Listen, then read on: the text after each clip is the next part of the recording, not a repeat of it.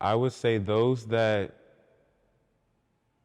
are really invested, like the artists that are really invested in dance, understand that the beauty of it, majority of it happens in the studio.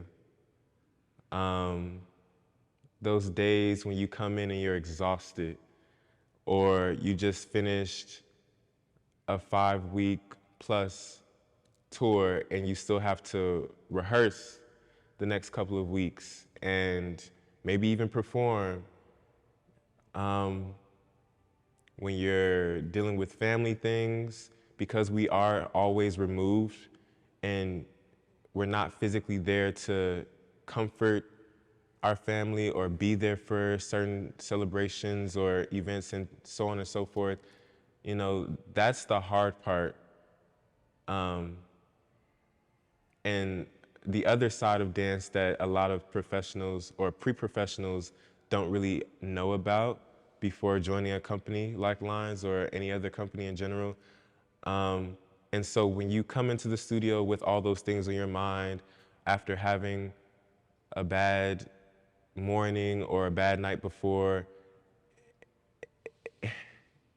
and you are expected to still produce a quality of work, that's where the real character comes out. That's where your real determination, that's where your fight is, that's where your artistic voice, I believe, shows the most, because you're not in a place of showing, you're in a place of being and experiencing. And the other people who are in that same space with you have a lot to do with that experience, because they too are going through other things outside of the studio, but yet we all are here and we all have to be on one accord and we have to work in harmony to, you know, to meet the goal at the end of the day and to create something that is meaningful and that's hopefully beautiful, and if not beautiful, still engaging, and that talks about our experience and what we're feeling. So that's very important. And as we experience these past couple of years with the lockdown or quarantine and COVID, having that stripped away from us, we realize, man, we really do need to be around one another, because that cultivates the artistic environment. And so it's necessary. It builds community, it builds character, it builds in the process.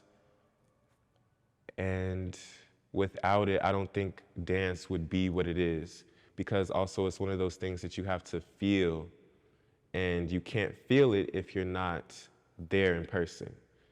You can try your best to translate it through film, which commercial dance does a great job doing, but ultimately some things get lost if you're not there in person to feel the energy in the room. And that has to deal with all the bodies and all the lived experiences that are coming together to create that moment.